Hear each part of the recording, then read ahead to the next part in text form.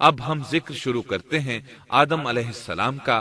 اللہ تعالیٰ فرماتے ہیں وَمَا خَلَقْتُ الْجِنَّ وَالْإِنسَ إِلَّا لِيَعْبُدُونَ،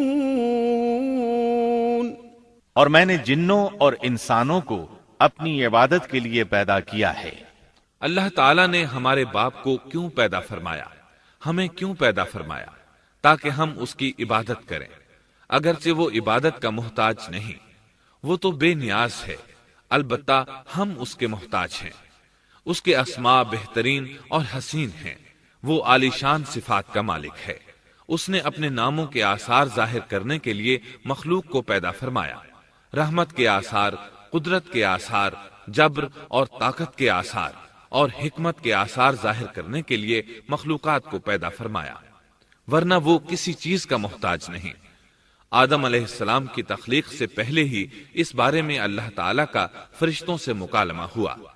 اللہ تعالیٰ نے فرمایا وَإِذْ قَالَ رَبُّكَ لِلْمَلَائِكَةِ إِنِّي جَاعِلٌ فِي الْأَرْضِ خَلِيفَةً، اور جب تیرے رب نے فرشتوں سے کہا میں زمین میں ایک خلیفہ بنانے والا ہوں۔ خلیفہ سے مراد ہے نائب، اور یہ کہ اس کی نسل میں سے ہر ایک دوسرے کا خلیفہ ہوگا۔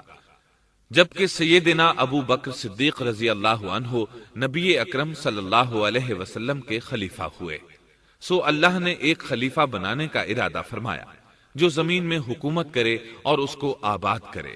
چنانچہ اللہ تعالیٰ نے فرمایا هو أنشأكم من الأرض واستعمركم فيها، اللہ تعالیٰ نے تمہیں زمین سے پیدا کیا اور اسی نے اس زمین میں تمہیں بسایا ہے۔ اللہ تعالیٰ کا ارادہ ہوا کہ زمین کو آباد کروائے، جبکہ جن اس قابل نہیں تھے، کیونکہ ان میں اس قدر عقل و دانش نہیں تھی کہ زمین کو پر رونق اور سرسبز و شاداب رکھ سکیں۔ علماء جنات کے بارے میں کہتے ہیں ان کا سب سے بڑا عقل مند جن انسانوں کے 10 سالہ بچے کے برابر عقل رکھتا ہے، اس لیے زمین کو آباد کرنے کی صلاحیت اللہ تعالیٰ نے انسان کو بخشی۔ اللہ نے انسان کو بہترین ڈھانچے اور حسین ترین شکل و صورت سے نوازا، پھر اپنی روح اس میں پھونکی۔ فرشتوں نے اس سے سوال کیا قالوا أتجعل فيها من يفسد فيها ويسفك الدماء ونحن نسبح بحمدك ونقدس لك قال إني أعلم ما لا تعلمون، ایسی مخلوق کو کیوں پیدا کرتا ہے جو زمین میں فساد کرے اور خون بہائے، اور ہم تیری تسبیح، حمد اور پاکیزگی بیان کرتے ہیں۔ اس کے جواب میں اللہ نے فرمایا جو میں جانتا ہوں تم نہیں جانتے۔ دراصل فرشتوں نے کسی طرح معلوم کر لیا تھا کہ آدم کی اولاد زمین میں فساد کرے گی، خون ریزی کرے گی، لیکن انہوں نے یہ بات اعتراض کے طور پر نہیں کہی تھی، کیونکہ ایسا اعتراض تو گناہ ہے، اور فرشتے پلک جھپکنے کے برابر اللہ کی معصیت اور نافرمانی نہیں کرتے، جیسا کہ ارشاد ہوتا ہے بل عباد مکرمون لا يسبقونه بالقول وهم بأمره يعملون، بلکہ وہ تو نہایت معزز عبادت گزار ہیں، کسی بات میں اللہ پر پیش دستی اور سبقت نہیں کرتے اور اس کے حکم پر عمل کرتے ہیں۔ اسی طرح ارشاد ہوتا ہے لا يعصون الله ما أمرهم ويفعلون ما يؤمرون، اللہ کے حکم کی نافرمانی نہیں کرتے بلکہ جو حکم دیا جائے بجا لاتے ہیں۔ اس لیے فرشتوں کا یہ پوچھنا وضاحت طلبی کے لیے تھا۔ وہ تو انسان کے پیدا کرنے کی وجہ پوچھ رہے تھے۔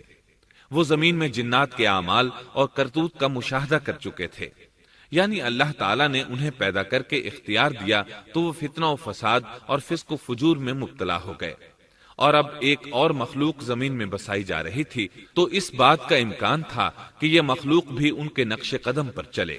اس لیے فرشتوں نے تعجب اور حیرت کی بنا پر یہ سوال کیا تھا، اور پوچھنے کا مقصد یہ تھا کہ کیا یہ بھی جنوں کی طرح ہوں گے؟ اس طرح انہیں یہ خدشہ لاحق ہوا کہ شاید ان سے اللہ کی عبادت میں کوتاہی یا کمی واقع ہوئی ہے، جس کی وجہ سے اللہ کو نئی مخلوق پیدا کرنا پڑی۔ اس لیے ان کی بات میں یہ بھی تھا کہ ہم تیری حمد اور ثنا بیان کرتے ہیں۔ بہرحال ان کے سوال کے دو مقصد تھے۔ کیا یہ جنوں کی طرح فساد کرنے والی قوم ہے؟ کیا ہم سے تیری عبادت میں کوتاہی ہوئی ہے؟ اس پر اللہ تعالیٰ نے فرمایا، جو میں جانتا ہوں وہ تم نہیں جانتے۔ اس موقع پر فرشتوں کے ذہنوں میں ایک اور بات بھی آئی۔ وہ آپس میں کہنے لگے کہ اللہ تعالیٰ جو بھی مخلوق پیدا کرے گا وہ ہم سے زیادہ معزز اور عالم نہیں ہو سکتی۔ یعنی جب فرشتوں نے باقی مخلوقات کا جائزہ لیا، مثلا آسمان، زمین، پہاڑ، جن، چوپایوں وغیرہ کا، تو انہوں نے سوچا یہ ہم سے زیادہ مرتبے والی نہیں ہے، لہذا یہ مخلوق بھی پیدا ہو رہی ہے تو یہ ہم سے زیادہ مرتبہ نہیں رکھتی۔ یہ ہمارا خاص مقام ہے کہ اللہ کی تسبیح میں مصروف ہیں، کفر سے محفوظ ہیں، ہر حکم بجا لاتے ہیں، اللہ کے تمام احکامات پورے کرتے ہیں، آسمان اور زمین میں اس کا حکم نافذ کرتے ہیں، اور اللہ کے نزدیک ہم سب سے زیادہ شرف والے ہیں۔ لہذا اگر یہ نئی مخلوق انسان بھی پیدا ہو جائے تو کیا ہوا، ہم سے زیادہ معزز اور علم والی تو نہیں ہوگی۔ بہرحال جب اللہ تعالیٰ نے آدم کو پیدا کیا تو زمین کی مٹی لانے کا حکم فرمایا، چنانچہ اللہ تعالیٰ کے پاس مٹی لائی گئی۔ امام ترمذی، ابن حبان اور امام احمد رحمت اللہ علیہ نے ایک حدیث بیان کی ہے جس کے الفاظ کچھ یوں ہیں: إن الله تعالى خلق آدم من قبضة قبضها من جميع الأرض فجاء بنو آدم على قدر الأرض فجاء منهم الأحمر والأبيض والأسود وبين ذلك والسهل والحزن والخبيث والطيب۔ اللہ تعالیٰ نے آدم علیہ السلام کو مٹی کی ایک مٹھی سے پیدا فرمایا۔ اس مٹی کو اللہ تعالیٰ نے پوری زمین سے اٹھوایا تھا۔ یہی وجہ ہے کہ آدم کی اولاد زمین کے لحاظ سے ہی ظہور پذیر ہوئی۔ بعض سرخ رنگ کے ہیں تو بعض سیاہ اور بعض سفید، اور کچھ اس کے درمیان میں ہیں۔ بعض نیک ہیں، بعض خبیث، اور کچھ پاکیزہ قسم کے ہیں۔ انسان کی تخلیق مٹی سے شروع ہوئی، اس مٹی کو پانی سے تر کیا گیا تو یہ تین بن گئی۔ اسی وجہ سے قرآن مجید کی بعض آیات میں تراب کا لفظ آیا ہے۔ تراب خشک مٹی کو کہتے ہیں، اور بعض آیات میں تین کا لفظ آیا ہے۔ تین تر اور بھیگی مٹی کو کہتے ہیں۔ اللہ تعالیٰ فرماتے ہیں خلقہ من تراب، یعنی آدم کو تراب سے پیدا کیا گیا۔ مٹی کی عام حالت کو تراب کہتے ہیں، اور فرمایا إذ قال ربك للملائكة إني خالق بشرا من طين۔ جب آپ کے رب نے فرشتوں سے کہا کہ میں مٹی سے بشر کو پیدا کرنے والا ہوں۔ جب اس مٹی کو پانی سے زیادہ بھگویا گیا تو وہ لیسدار ہونا شروع ہو گئی، اسی لیے اللہ تعالیٰ نے فرمایا إِنَّا خَلَقْنَاهُم مِّن طِينٍ لَازِبٍ۔ ہم نے انسان کو لیسدار اور چپکنے والی مٹی سے پیدا کیا۔ پھر اللہ تعالیٰ نے اپنے مبارک ہاتھوں سے انسان کا ڈھانچہ تیار کیا۔ اللہ نے فرمایا خَلَقْتُ بِيَدَيَّ، میں نے اپنے دونوں ہاتھوں سے پیدا کیا۔ اللہ تعالیٰ نے انسان کی خلقت فرشتوں کے سپرد نہ کی، بلکہ بذات خود اسے تخلیق کے مراحل سے گزارا اور اپنے ہاتھوں سے اس کی تصویر کشی کی۔ اللہ نے انسان کو پہلے ایک مورتی کی صورت میں ڈھالا، اس کے بعد ایک مقررہ مدت تک چھوڑے رکھا، یہاں تک کہ گیلی مٹی خشک ہو گئی اور اس کا رنگ سیاہ ہو گیا، بدبو آنے لگی، پھر وہ کھنکھناتی مٹی میں بدل گئی اور آخرکار آگ پر پکی ہوئی مٹی یعنی فخار ٹھیکری کی صورت اختیار کر گئی، جس سے مٹکے وغیرہ تیار کیے جاتے ہیں۔ سیاہ مٹی کو ہما ان کہتے ہیں اور بدبودار کو مسنون کہتے ہیں، اور کھنکھنا کر بولنے والی مٹی کو سلسال کہتے ہیں، اور ٹھیکری کی طرح کی مٹی کو الفخار کہتے ہیں۔ مختلف آیات میں یہ الفاظ وارد ہوئے ہیں۔ وَلَقَدْ خَلَقْنَاكُمْ ثُمَّ صَوَّرْنَاكُمْ، ہم نے تمہیں پیدا کیا اور پھر ہم ہی نے تمہاری صورت بنائی۔ اور فرمایا وَلَقَدْ خَلَقْنَا الْإِنسَانَ مِنْ صَلْصَالٍ مِنْ حَمَإٍ مَسْنُونٍ، اور یقیناً ہم نے انسان کو کھنکھناتی خشک مٹی سے پیدا کیا جو کہ بدبودار اور سیاہ گارے سے خشک ہوئی تھی۔ اور فرمایا خَلَقَ الْإِنسَانَ مِنْ صَلْصَالٍ كَالْفَخَّارِ، اللہ نے انسان کو کھنکھناتی مٹی سے پیدا کیا جو کہ ٹھیکری کی طرح تھی۔ ان تمام آیات کریمہ میں کوئی تناقض، تعارض اور اختلاف نہیں، اس لیے کہ ان مختلف آیات میں انسان کو اس کی تخلیق کے مختلف مراحل کی یاد دہانی کرائی گئی ہے۔ خلاصہ کلام یہ ہوا کہ تخلیق کے عمل کا پہلا مرحلہ تراب تھا، یعنی عام حالت والی خشک مٹی، پھر تین یعنی بھگوئی ہوئی مٹی، پھر لیسدار مٹی یعنی سلسال، پھر ٹھیکری کی طرح کی مٹی یعنی فخار، اور یہ کام جمعے کی آخری گھڑی میں کیا گیا، اور یہ دن اللہ کے لحاظ سے شمار ہونے والے دنوں میں سے ہمارے دنوں کی طرح نہ تھا، ہمارے اور اللہ کے دن مختلف ہیں۔ تخلیق آدم دراصل اللہ کا کرشمہ ہے، انسانوں کو ایک صورت عطا کی گئی۔ اس مرحلے کا تذکرہ بخاری اور مسند احمد کی ایک روایت میں ہے۔ خلق اللہ آدم وطوله 60 ذراعا فكل من يدخل الجنة على صورة آدم فلم يزل الخلق ينقص حتى الآن۔ اللہ نے آدم کو پیدا کیا اور ان کا قد 60 ہاتھ یا 60 میٹر لمبا تھا۔ تمام جنتی لوگ اس قد آدم کے ساتھ جنت میں داخل ہوں گے، اور اس وقت سے لے کر آج تک مخلوق کا قد کم ہوتا چلا آ رہا ہے۔ بعد والے لوگ گزشتہ زمانے کے لوگوں سے ہمیشہ چھوٹے قد کے ہوتے چلے آ رہے ہیں۔ بہرحال سب سے پہلے اور سب سے لمبے انسان آدم علیہ السلام تھے۔ امام احمد نے منفرد طور پر ایک روایت بیان کی ہے، اس میں رسول اکرم صلی اللہ علیہ وسلم نے آدم علیہ السلام کی لمبائی 60 ہاتھ یعنی 60 میٹر اور چوڑائی 7 ہاتھ بیان فرمائی ہے۔ سبحان اللہ! سیدنا آدم کس قدر ضخیم اور عظیم مخلوق تھے۔ صحیح مسلم اور مسند احمد کی روایت میں ہے، لما خلق الله آدم تركه ما شاء أن يدع فجعل إبليس يطيف به ينظر إليه فلما رآه أجوف عرف أنه خلق لا يتمالك۔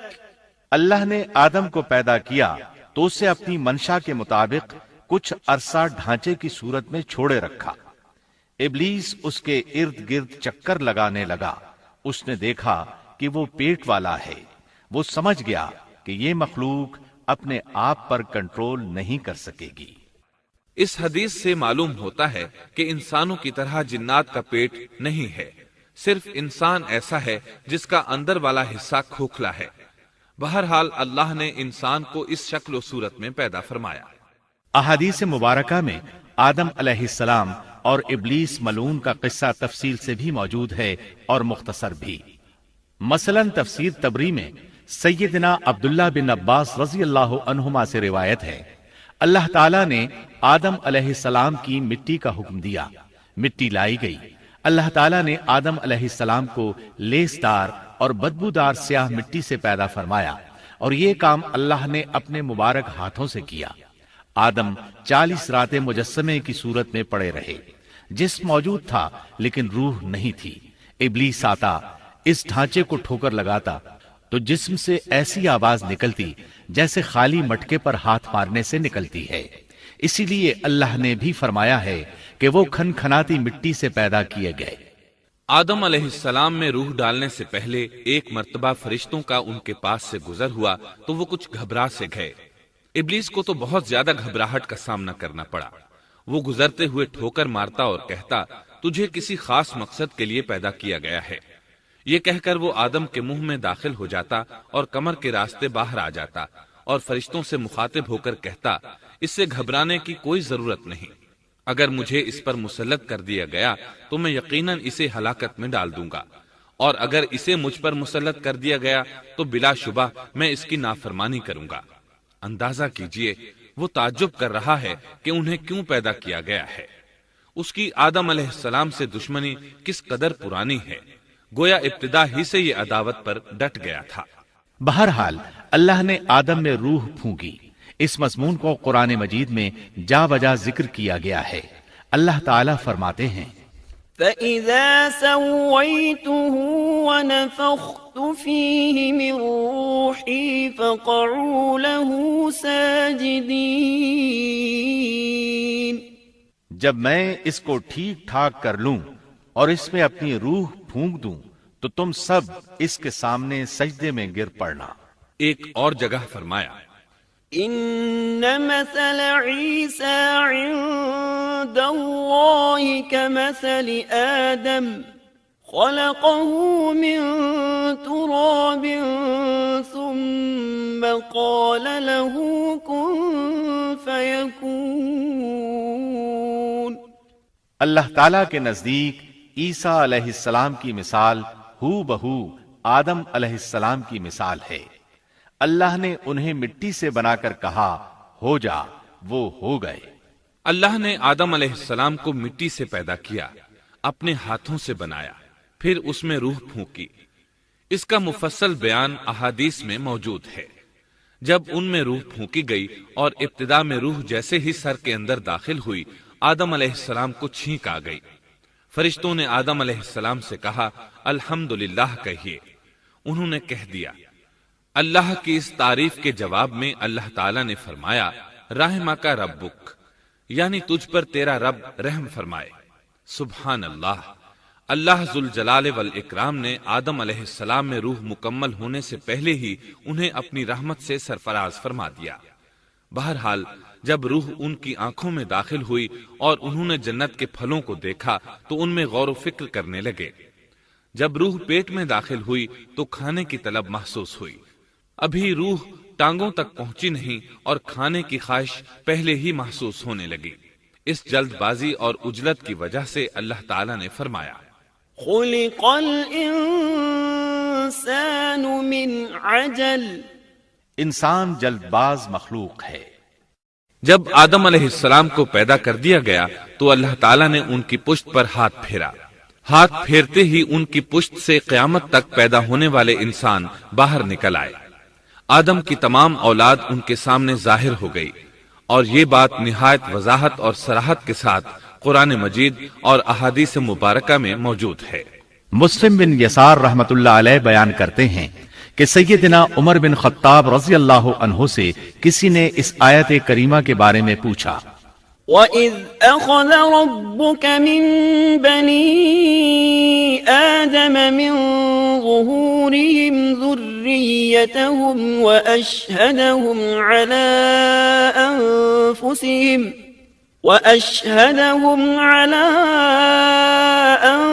أَنفُسِهِمْ أَلَسْتُ بِرَبِّكُمْ قَالُوا بَلَىٰ شَهِدْنَا أَن تَقُولُوا يَوْمَ الْقِيَامَةِ إِنَّا كُنَّا عَنْ هَٰذَا غَافِلِينَ۔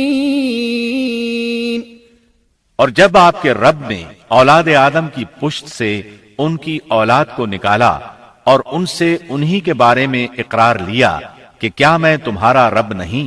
سب نے جواب دیا ہاں کیوں نہیں، ہم سب گواہ بنتے ہیں، تاکہ تم لوگ قیامت کے روز یوں نہ کہو ہم تو اس سے محض بے خبر تھے۔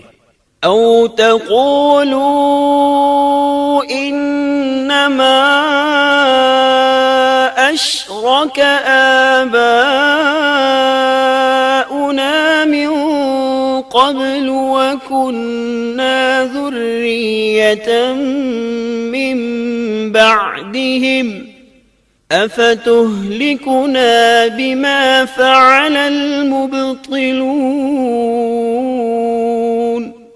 یا یوں کہو کہ پہلے پہلے شرک تو ہمارے بڑوں نے کیا اور ہم ان کے بعد ان کی نسل میں ہوئے، لہذا کیا تو ان غلط راہ والوں کے فعل پر ہمیں ہلاکت میں ڈالے گا؟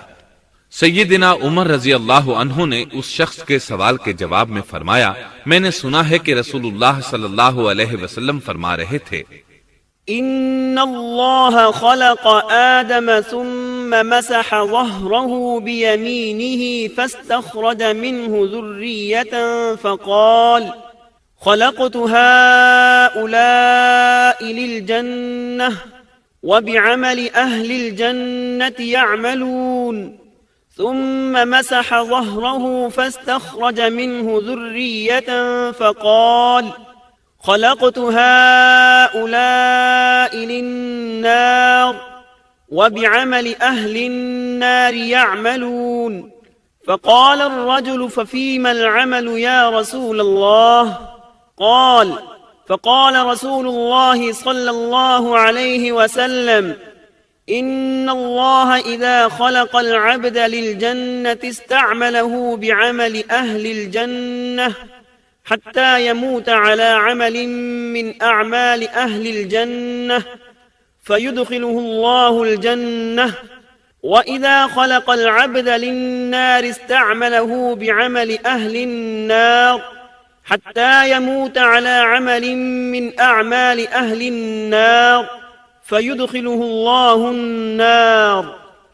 اللہ نے آدم علیہ السلام کو پیدا کیا، پھر اپنے دائیں ہاتھ کو اس کی پشت پر پھیرا اور اس سے نسل انسانی کو باہر نکالا اور ان کی طرف اشارہ کر کے فرمایا میں نے انہیں جنت کے لیے پیدا کیا ہے اور یہ جنت والوں کے اعمال کریں گے۔ پھر اپنے ہاتھ کو دوبارہ آدم علیہ السلام کی پشت پر پھیرا اور اس سے نسل انسانی کو باہر نکالا اور ان کی طرف اشارہ کر کے فرمایا میں نے انہیں آگ کے لیے پیدا کیا ہے اور یہ آگ والوں کے اعمال کریں گے۔ اس پر ایک شخص نے نبی اکرم صلی اللہ علیہ وسلم سے سوال کیا، اے اللہ کے رسول صلی اللہ علیہ وسلم، تو پھر ہمارے اعمال کس حساب میں شمار ہوں گے؟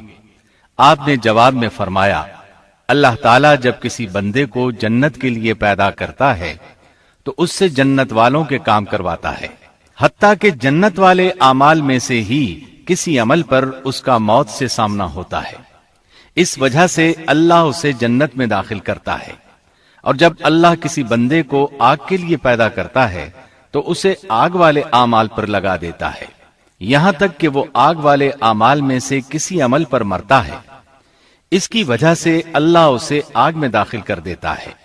ہر شخص کے لیے اس کام میں آسانی پیدا کر دی جاتی ہے جس کے لیے وہ پیدا کیا گیا ہے۔ لیکن یہ بات ذہن میں ہر وقت موجود رہنی چاہیے کہ اللہ نے انسان کو اختیار دے رکھا ہے کہ وہ اپنی عقل اور فکر کی روشنی میں اللہ کے احکامات پر عمل پیرا ہو کر خود کو جنتی بنا لے، یا عقل کا درست استعمال نہ کرتے ہوئے شیطان کا پٹا گلے میں ڈال لے اور جہنم میں جگہ بنا لے۔ یہ تو اللہ نے انسان کو اختیار دے رکھا ہے، اس کی مرضی کہ جنت والے اعمال کرے یا جہنم والے۔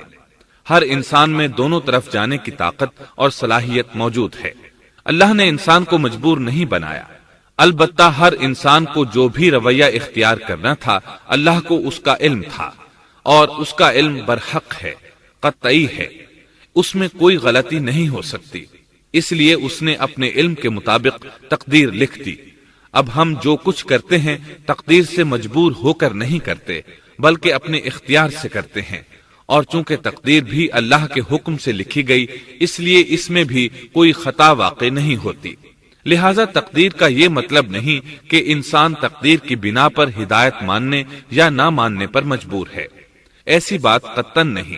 اور درست بات یہ ہے کہ تقدیر کا مسئلہ بہت زیادہ پیچیدہ ہے اور مشکل ترین مسائل میں سے ہے، یہاں اس کی تفصیل کا موقع نہیں۔ جب اللہ نے آدم علیہ السلام کو پیدا کر لیا اور اس میں اپنی روح پھونک دی تو فرشتوں کو حکم دیا کہ آدم کو سجدہ کریں۔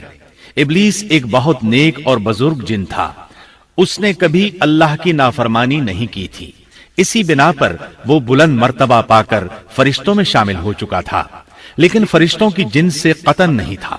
اللہ نے اسے اطاعت اور فرما برداری کا صلہ دیا تھا، اس کی عزت اور اکرام کرتے ہوئے آسمان میں بسایا تھا، لمحہ بھر کے لیے بھی اس نے اللہ کی نافرمانی نہیں کی تھی، اور پھر اللہ نے آدم کو سجدہ کرنے کا حکم دیا، اور اس حکم کے مخاطب فرشتے اور ابلیس تھے۔ صرف فرشتوں کے لیے یہ حکم نہیں تھا بلکہ ابلیس بھی اس حکم میں شامل تھا، کیونکہ اللہ تعالیٰ فرماتے ہیں وَلَقَدْ خَلَقْنَاكُمْ ثُمَّ صَوَّرْنَاكُمْ ثُمَّ قُلْنَا لِلْمَلَائِكَةِ اسْجُدُوا لِآدَمَ فَسَجَدُوا إِلَّا إِبْلِيسَ لَمْ يَكُنْ مِنَ السَّاجِدِينَ قَالَ مَا مَنَعَكَ أَلَّا تَسْجُدَ إِذْ أَمَرْتُكَ اور یقیناً ہم نے تمہیں پیدا کیا، پھر ہم ہی نے تمہاری صورت بنائی، پھر ہم نے فرشتوں سے کہا کہ آدم کو سجدہ کرو، تو سوائے ابلیس کے سبھی نے سجدہ کیا، وہ سجدہ کرنے والوں میں شامل نہ ہوا۔ اللہ تعالیٰ نے فرمایا، تجھے کس چیز نے سجدے سے روک دیا جبکہ میرا حکم تیرے لیے بھی تھا؟ تو اس سے ثابت ہوا اس حکم میں فرشتوں کے ساتھ ابلیس بھی شامل تھا، کیونکہ قرآن میں اذ امرتک کے الفاظ ہیں۔ اس کا مطلب ہے کہ میں نے تجھے حکم دیا تھا، اور پھر ابلیس نے جواب میں یہ نہیں کہا کہ تو نے تو مجھے حکم ہی نہیں دیا تھا، بلکہ اس نے سجدہ نہ کرنے کی وجہ یہ بتائی۔ قال انا خير منه خلقتني من نار وخلقته من طين۔ اس نے کہا، میں سجدہ کیوں کروں، میں اس سے بہتر ہوں، اس لیے کہ تو نے مجھے آگ سے پیدا کیا اور اسے مٹی سے۔ تو پھر کہا، قال فاهبط منها، اللہ نے حکم دیا تو اس سے نیچے اتر جا۔ غرض جب ابلیس نے نافرمانی کی، سرکشی اور تکبر کا مظاہرہ کیا، تو اس وقت اللہ تعالیٰ اور اس کے درمیان مکالمہ ہوا۔ اللہ نے اس کی سرکشی دیکھ کر اسے سزا دیتے ہوئے فرمایا، قال فاهبط منها فما يكون لك أن تتكبر فيها فاخرج إنك من الصاغرين۔ قال أنظرني إلى يوم يبعثون۔ قال إنك من المنظرين۔ قال فبما أغويتني لأقعدن لهم صراطك المستقيم ثم لآتينهم من بين أيديهم ومن خلفهم وعن أيمانهم وعن شمائلهم وَلَا تَجِدُ أَكْثَرَهُمْ شَاكِرِينَ۔ اس جنت سے اتر جا، تجھے کوئی حق حاصل نہیں کہ تو اس جنت میں رہ کر تکبر کرے۔ ابلیس نے جواب میں کہا، مجھے قیامت کے دن تک مہلت دے دیجئے، یعنی اتنی لمبی عمر دے دیجئے کہ میں قیامت تک زندہ رہوں، موت نہ آئے۔ اللہ نے فرمایا، تجھے مہلت دے دی گئی، لیکن ایک وقت مقررہ تک۔ اور جب شیطان اس طرف سے مطمئن ہو گیا کہ اسے مہلت مل گئی، تب اس نے کہا، چونکہ تو نے مجھے گمراہ کر دیا ہے، اس وجہ سے میں قسم کھاتا ہوں کہ میں انسانوں کی گمراہی کے لیے تیرے سیدھے راستے پر بیٹھ جاؤں گا، پھر ان کے آگے سے، ان کے پیچھے سے، ان کے دائیں سے، ان کے بائیں سے، ان کے پاس آؤں گا، اور آپ ان میں سے اکثر لوگوں کو شکر گزار نہیں پائیں گے۔ اللہ تعالیٰ نے شیطان کا رد کرتے ہوئے فرمایا، یہاں سے ذلیل و خوار ہو کر نکل جا، ان میں سے جو شخص بھی تیرا حکم مانے گا میں ایسے تمام گمراہوں سے جہنم کو بھر دوں گا۔ جو انسان بھی تیرا پیروکار بنے گا وہ جہنم کا مستحق اور حقدار ٹھہرے گا۔ قرآن مجید میں دوسرے مقامات پر بھی اس گفتگو کو نئے پیرائے میں دہرایا گیا ہے۔ مثلا اللہ نے فرمایا، وَلَقَدْ خَلَقْنَا الْإِنسَانَ مِنْ صَلْصَالٍ مِنْ حَمَإٍ مَسْنُونٍ وَالْجَانَّ خَلَقْنَاهُ مِنْ قَبْلُ مِنْ نَارِ السَّمُومِ وَإِذْ قَالَ رَبُّكَ لِلْمَلَائِكَةِ إِنِّي خَالِقٌ بَشَرًا مِّن صَلْصَالٍ مِّنْ حَمَإٍ مَّسْنُونٍ فَإِذَا سَوَّيْتُهُ وَنَفَخْتُ فِيهِ مِنْ رُوحِي فَقَعُوا لَهُ سَاجِدِينَ فسجد الملائكة كلهم أجمعون إلا إبليس أبى أن يكون مع الساجدين قال يا إبليس ما لك ألا تكون مع الساجدين قال لم أكن لأسجد لبشر خلقته من صلصال من حمأ مسنون قال فاخرج منها فإنك رجيم وَإِنَّ عَلَيْكَ اللَّعْنَةَ إِلَى يَوْمِ الدِّينِ یقیناً ہم نے انسان کو کھنکھناتی مٹی سے پیدا فرمایا ہے جو کہ سڑے ہوئے گارے کی تھی، اور اس سے پہلے ہم نے جنات کو لو والی آگ سے پیدا کیا، اور جب تیرے پروردگار نے فرشتوں سے فرمایا میں انسان کو سیاہ بدبودار کھنکھناتی مٹی سے پیدا کرنے والا ہوں، جب میں اسے پورا بنا چکوں اور اس میں اپنی روح پھونک دوں تو تم سب اس کے لیے سجدے میں گر پڑنا۔ چنانچہ تمام فرشتوں نے سجدہ کیا سوائے ابلیس کے، اس نے سجدہ کرنے والوں میں شمولیت اختیار کرنے سے صاف انکار کر دیا۔ اللہ تعالیٰ نے فرمایا اے ابلیس تجھے کیا ہوا کہ تو سجدہ کرنے والوں میں شامل نہ ہوا؟ وہ بولا میں ایسے انسان کو سجدہ نہیں کر سکتا جسے تو نے سیاہ بدبودار کھنکھناتی مٹی سے پیدا کیا ہے۔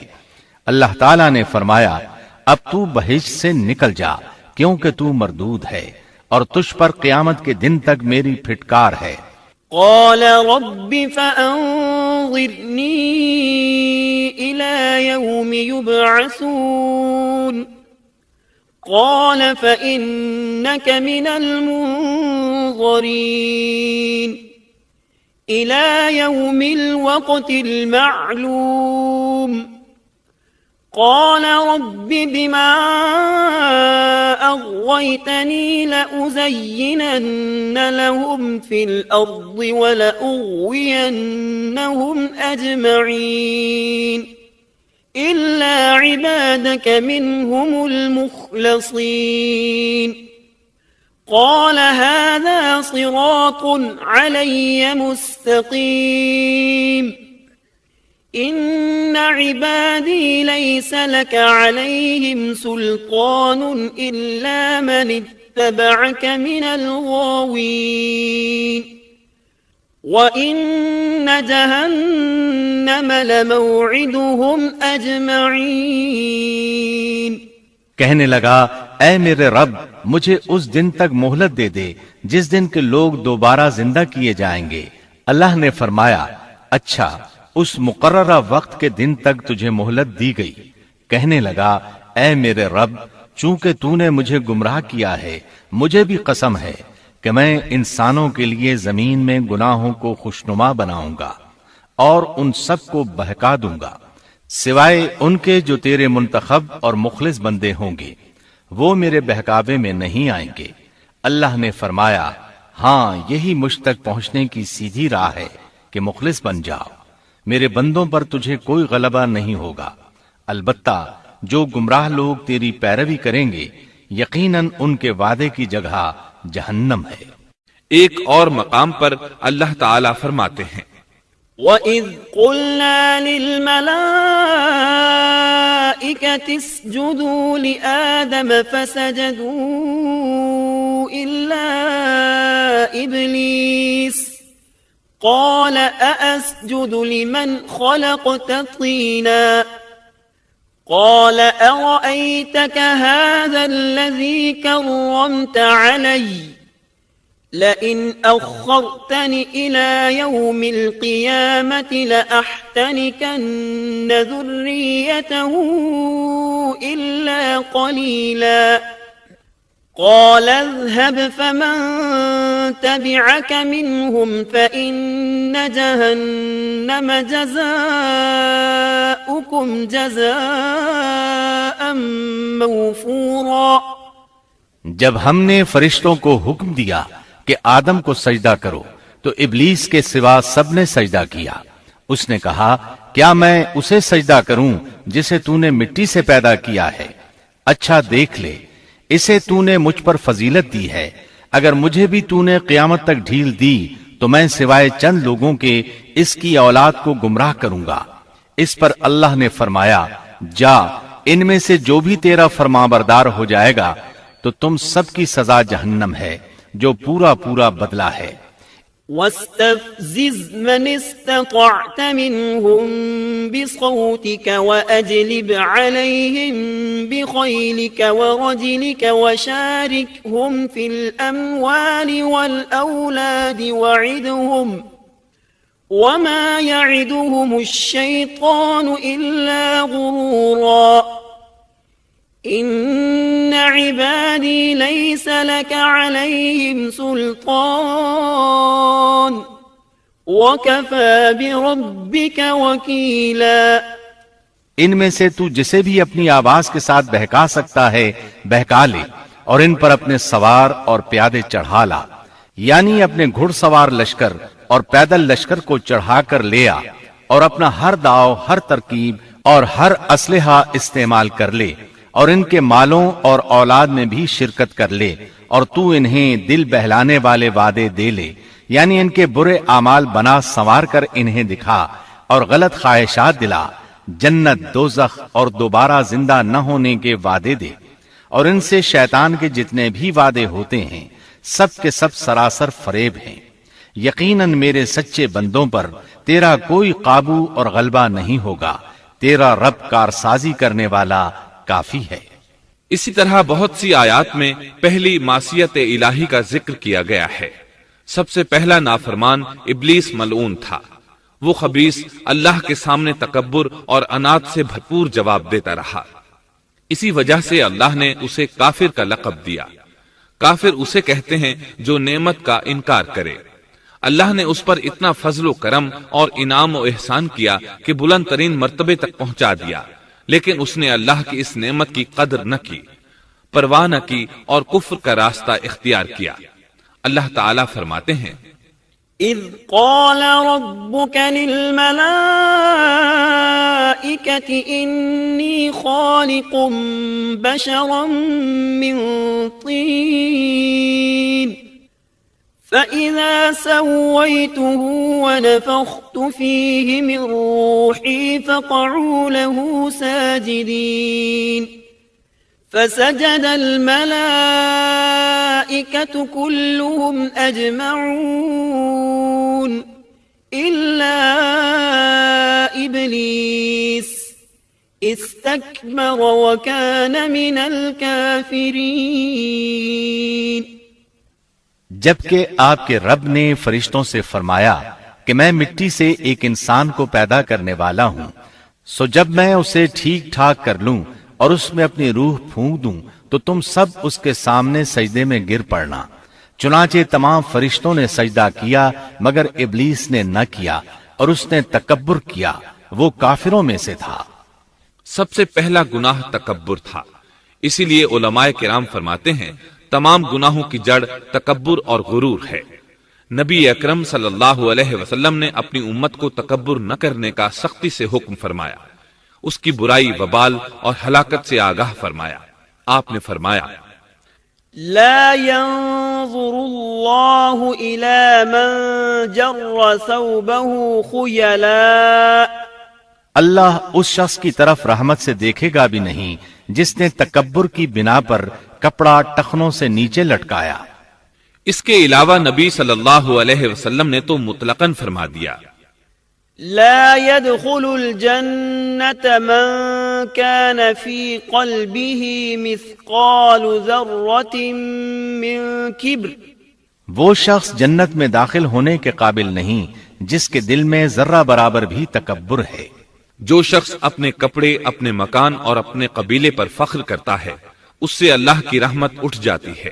اسی لیے نبی صلی اللہ علیہ وسلم نے جب اپنے صحابہ کرام کو دیکھا کہ مہاجر صحابی انصار صحابہ کے خلاف اور انصاری صحابی مہاجرین صحابہ کے خلاف آواز لگا رہے ہیں تو آپ نے فرمایا دعوها فإنها منتنہ، اس جاہلیت والی پکار کو چھوڑو، یہ بہت بدبودار ہے۔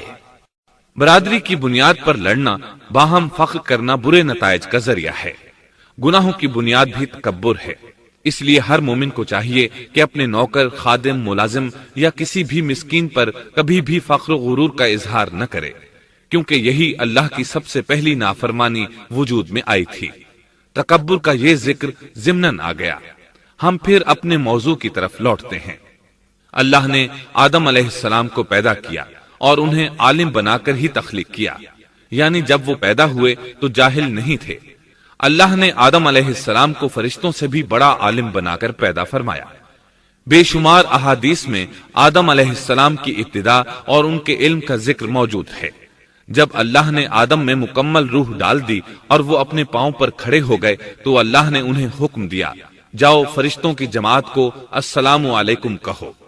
آدم اور فرشتوں کی زبان عربی تھی، یہی زبان اہل جنت کی ہے۔ آدم گئے، جا کر سلام کہا، انہوں نے جواب میں کہا وعلیکم السلام ورحمت اللہ، یعنی تجھ پر اللہ کی سلامتی اور رحمت ہو۔ اللہ نے فرمایا یہ تیرا اور تیری اولاد کا آپس میں ایک دوسرے کو تحفہ اور ہدیہ ہے۔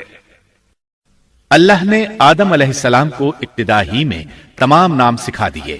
مفسرین نے ان ناموں کے بارے میں بہت بحثیں ذکر کی ہیں۔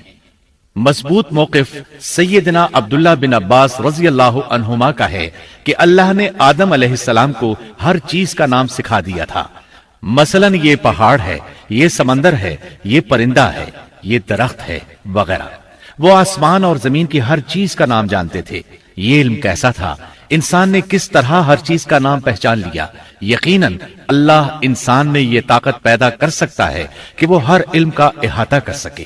اللہ نے آدم علیہ السلام کو ہر چیز کا نام اور اس کی صنعت اور کام بھی معلوم کرا دیا۔ آگ، لوہے، لکڑی، غرض ہر چیز کا نام اور استعمال ذہن میں ڈال دیا۔ وہ کس قدر عظیم علم سے بہرور ہوئے، سبحان اللہ۔ بہرحال اللہ نے آدم علیہ السلام کو صرف شکل و صورت اور تخلیق ہی میں بلند مرتبہ عطا نہیں کیا تھا، بلکہ عقل و علم کے لحاظ سے بھی بلند درجے اور مقام پر فائز کیا تھا، جیسا کہ اللہ تعالیٰ فرماتے ہیں وعلم آدم الأسماء كلها ثم عرضهم على الملائكة۔ اللہ نے آدم علیہ السلام کو ہر چیز کا نام سکھا دیا، پھر ان چیزوں کو فرشتوں پر پیش کیا اور فرمایا انبئونی بأسماء هؤلاء إن كنتم صادقین۔ مجھے ان چیزوں کے نام بتاؤ اگر تم سچے ہو۔ مطلب یہ کہ تم اپنے دعوے میں کہاں تک سچے ہو؟ جب آدم کی تخلیق ہوئی تو تم نے کہا تھا اللہ جو چاہے پیدا کر لے، قسم ہے وہ ہم سے زیادہ معزز اور عالم نہیں ہوگا۔ اس دعوے میں اگر تم سچے ہو تو ذرا ان اشیاء کے نام تو بتاؤ۔ اللہ تعالیٰ نے آدم علیہ السلام کا زیادہ معزز ہونا، مکرم ہونا اور علم و معرفت والا ہونا واضح کرنے کے لیے فرشتوں کو حکم دیا کہ آدم علیہ السلام کو سجدہ کریں۔ یہ سجدہ تعظیمی تھا، عبادت والا سجدہ نہیں تھا۔ سجدہ تعظیمی پہلے وقتوں میں جائز تھا لیکن اب حرام ہے۔ اسی لیے تو یعقوب علیہ السلام، ان کی بیوی اور 11 بیٹوں نے یوسف علیہ السلام کو سجدہ کیا تھا۔ بہرحال فرشتوں نے آدم علیہ السلام کو سجدہ کیا۔ اس سے معلوم ہو جاتا ہے کہ کون زیادہ عزت اور عظمت والا ہے۔ یقیناً آدم علیہ السلام زیادہ شرف اور منزلت کے حقدار ٹھہرے۔ جب اللہ تعالیٰ نے ان کی عزت، تکریم اور تعظیم ثابت فرما دی، تب علم و معرفت میں ان کی برتری ثابت کرنے کے لیے فرمایا اگر تم اپنے قول میں سچے ہو تو ان چیزوں کے نام بتاؤ۔ تب فرشتوں نے کہا قالوا سبحانك لا علم لنا إلا ما علمتنا إنك أنت العليم الحكيم قال يا آدم أنبئهم بأسمائهم فلما أنبأهم بأسمائهم قال ألم أقل لكم إني أعلم غيب السماوات والأرض وأعلم ما تبدون وما كنتم تكتمون۔ فرشتے کہنے لگے اے اللہ تو پاک ہے، ہمیں تو صرف اتنا ہی علم ہے جتنا تو نے ہمیں سکھا رکھا ہے، مکمل حکمت و علم والا تو ہی ہے۔ اللہ تعالیٰ نے آدم علیہ السلام سے فرمایا اے آدم تم ان فرشتوں کو ان چیزوں کے نام بتاؤ۔ آدم ہر چیز کا نام بتانے لگے، کسی جگہ بھی انہوں نے غلطی نہیں کی۔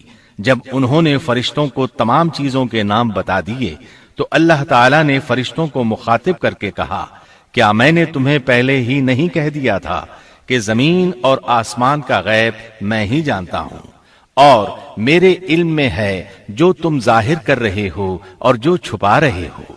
یہاں ذہن میں سوال ابھرتا ہے کہ فرشتے کیا چھپا رہے تھے؟ وہ راز والی بات یہی تھی کہ اللہ ہم سے زیادہ معزز اور عالم مخلوق پیدا نہیں کرے گا۔ واضح رہے ہم آپ کو صرف واقعات ہی نہیں سنا رہے، صرف سیرت اور تاریخ ہی بیان نہیں کر رہے، بلکہ قرآن بھی پڑھ پڑھ کر سنا رہے ہیں۔ اور قرآن کو اس وقت تک سمجھنا محال ہے جب تک کہ ان واقعات کی تفصیل موجود نہ ہو۔ خیر، اس کے بعد اللہ تعالیٰ نے اما حوا کو پیدا فرمایا۔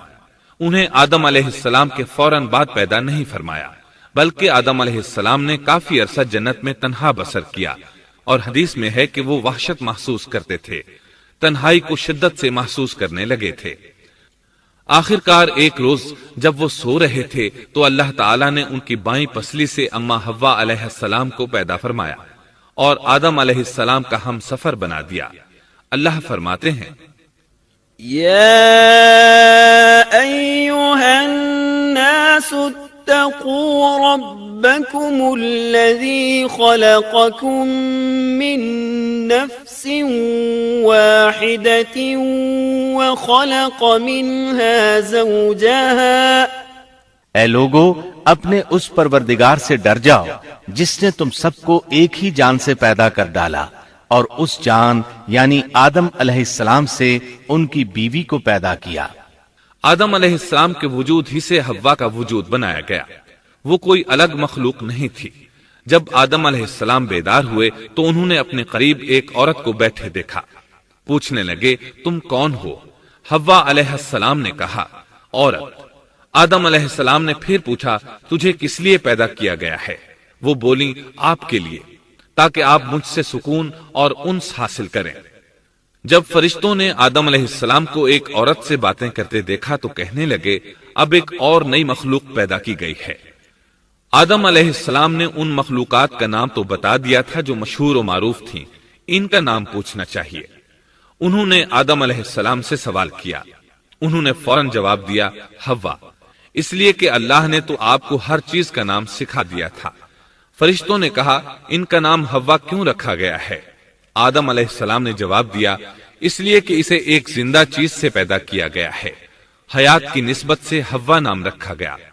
مسلم شریف میں ہے، سیدنا ابو ہریرہ رضی اللہ عنہ روایت کرتے ہیں کہ رسول اللہ صلی اللہ علیہ وسلم نے فرمایا، من كان يؤمن بالله واليوم الآخر فإذا شهد أمرا فليتكلم بخير أو ليسكت واستوصوا بالنساء خيرا فإن المرأة خلقت من ضلع وإن أعوج شيء في الضلع أعلاه إن ذهبت تقيمه كسرته وإن تركته لم يزل أعوج استوصوا بالنساء خيرا۔ جو شخص اللہ اور آخرت کے دن پر ایمان رکھتا ہے، جب وہ کسی معاملے کے لیے حاضر ہو تو بھلائی والی بات کرے یا خاموش رہے، اور عورتوں کے بارے میں بھلائی کی وصیت حاصل کر لو، یعنی ان کے ساتھ اچھا سلوک کرو، کیونکہ عورت پسلی سے پیدا کی گئی ہے اور پسلی میں زیادہ ٹیڑھا حصہ اوپر والا حصہ ہوتا ہے۔ اگر تم اس کو سیدھا کرنا چاہو گے تو توڑ ڈالو گے، اور اگر اس کو چھوڑ دو گے تو وہ اسی طرح ہمیشہ ٹیڑھی رہے گی۔ عورتوں کے بارے میں بھلائی کی وصیت حاصل کر لو۔ مطلب یہ کہ اسی حالت میں گزر بسر کرو، عورتوں کے بارے میں بھلائی کی وصیت حاصل کر لو۔ اس حدیث کا مطلب یہ ہے کہ عورتوں پر جبر کر کے زبردستی ان کی طبیعت کو بدلا نہیں جا سکتا، اور عورت ذات کو نہایت نرمی اور پیار سے رکھو۔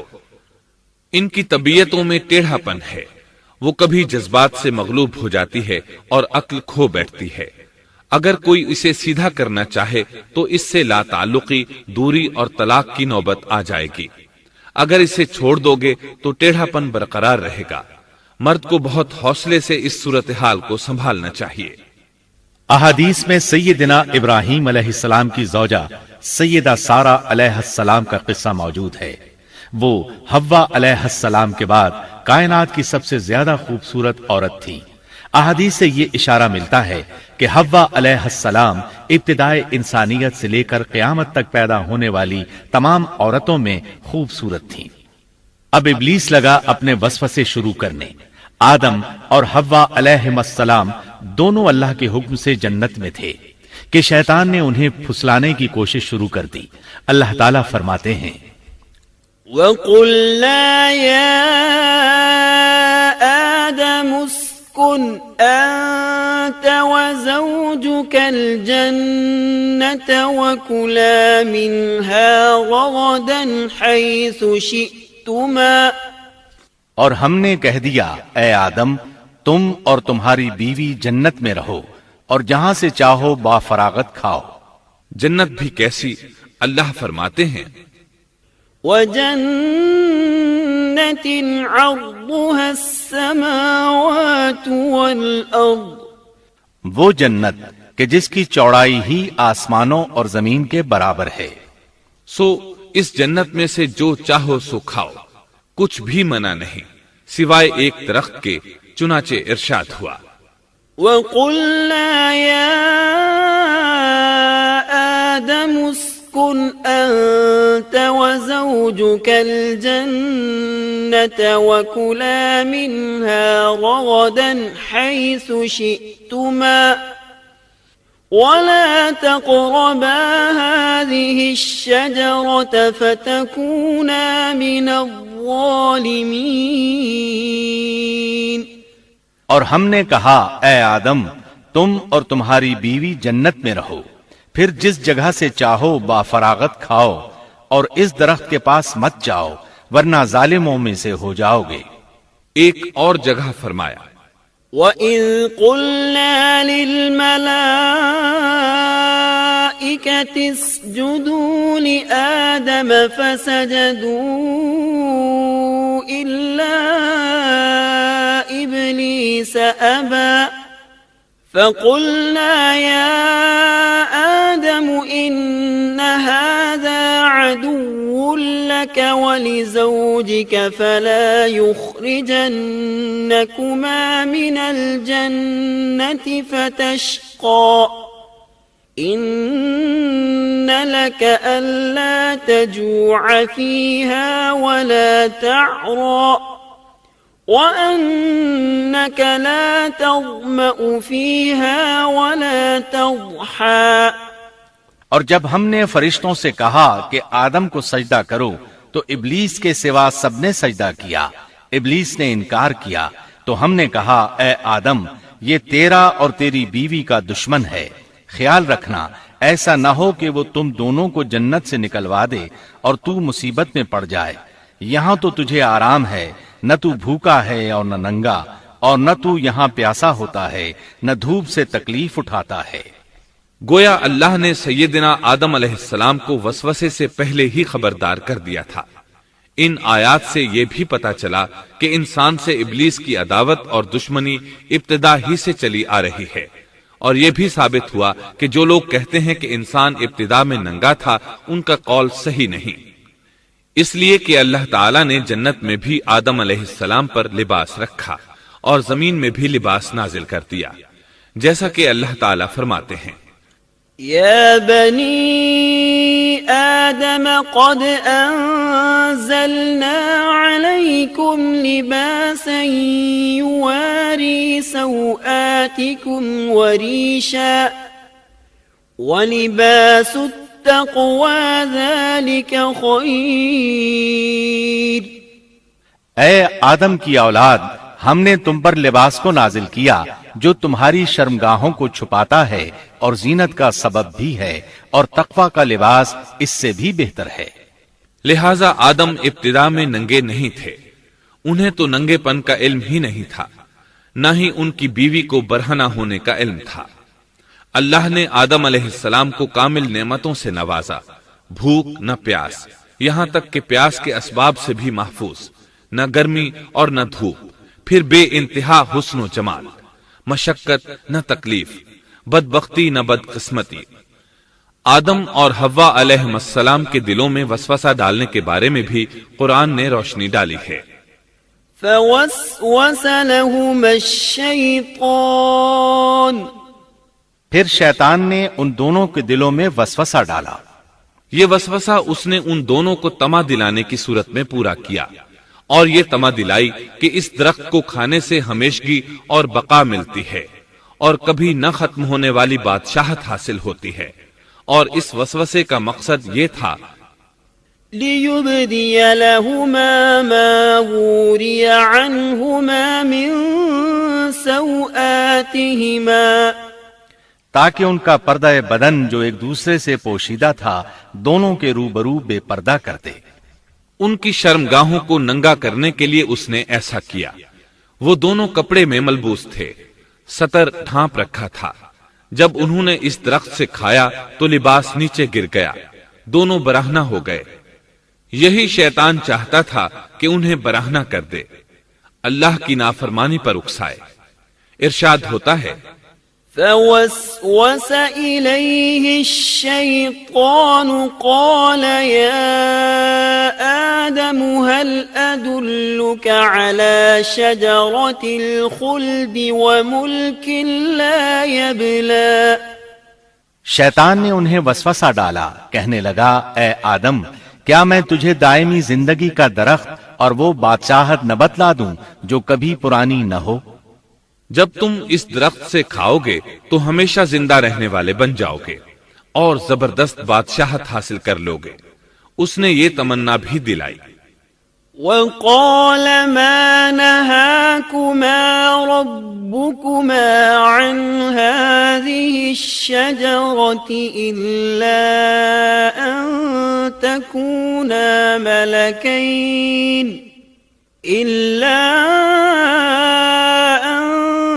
تكونا ملكين أو تكونا من الخالدين. تمہارے رب نے تم دونوں کو اس درخت سے اس لیے منع کیا ہے کہ تم دونوں فرشتے نہ بن جاؤ یا ہمیشہ زندہ رہنے والے نہ بن جاؤ. یعنی تم اس درخت سے کھا لو گے تو فرشتے بن جاؤ گے اور ہمیشہ قائم دائم رہو گے. پھر وہ وسوسہ ڈالتے ہوئے جھوٹی قسمیں کھانے لگا جیسا کہ ارشاد ہوتا ہے. وقاسمهما إني لكما لمن الناصحين. اور ان دونوں کے روبرو قسمیں کھانے لگا کہ یقین آ جائے میں آپ کا خیر خواہ ہوں. اللہ کی قسم کھانے لگا اور اس وقت سے جھوٹی قسموں کی ابتدا ہوئی. اس نے ان دونوں کو فریب دے کر بہکا لیا جیسا کہ فرمایا فَدَلَّاهُمَا بِغُرُورٍ، یعنی دھوکے سے انہیں پھسلایا، حالانکہ انہیں کسی چیز کی کمی نہیں تھی. بھلا وہاں کیا محتاجی ہو سکتی تھی؟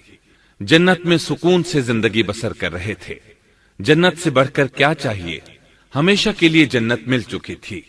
اللہ تعالیٰ فرماتے ہیں فلما ذاقا الشجرة بدت لهما سوآتهما وطفقا يخصفان عليهما من ورق الجنة. ان دونوں نے جب درخت کو چکھا دونوں کا پردہ بدن ایک دوسرے کے روبرو کھل گیا. دونوں اپنے بدنوں پر درختوں کے پتے جوڑ جوڑ کر رکھنے لگے. کپڑے اترنے پر دونوں کو حیا آئی، اس لیے کہ انسان کی فطرت میں برہنہ ہونے کی ناپسندیدگی شامل ہے. برہنہ ہو گئے تو کوئی لباس نہیں تھا، اس لیے درختوں کے پتے جوڑ کر جسم ڈھانپنے لگے. حدیث میں آیا ہے آدم بھاگنے لگے تو اللہ نے پکارا آدم مجھ سے بھاگتے ہو؟ آدم بولے اللہ میں شرم کی بنا پر بھاگ رہا ہوں اور اس وجہ سے کہ تیرے سامنے برہنہ کیسے رہوں، پھر یہ کہ نافرمانی کا ارتکاب بھی کر چکا ہوں. یہاں ایک سوال پیدا ہوتا ہے دونوں میں سے پہلے کھانے والا کون تھا؟ اس بارے میں راجح قول یہ ہے کہ وہ حوا علیہ السلام تھی. انہی نے آدم علیہ السلام کو طمع دلاتے ہوئے اس غلطی پر آمادہ کیا تھا، جیسا کہ بخاری شریف میں نبی اکرم صلی اللہ علیہ وسلم نے فرمایا لولا حواء لم تخن انثى زوجها. اگر حوا نہ ہوتی تو کوئی عورت اپنے خاوند سے خیانت نہ کرتی. حوا علیہ السلام نے انہیں غلطی میں مبتلا کیا تھا. اگر حوا علیہ السلام نہ ہوتی تو آدم بھی خیانت میں مبتلا نہ ہوتے اور نہ معصیت میں مبتلا ہوتے.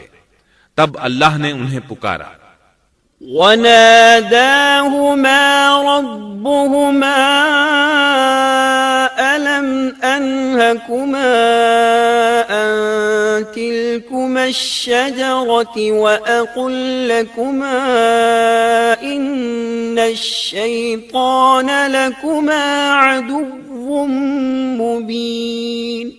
کیا میں نے تم دونوں کو اس درخت سے نہیں روکا تھا اور کیا یہ نہیں کہا تھا کہ شیطان تمہارا کھلا دشمن ہے؟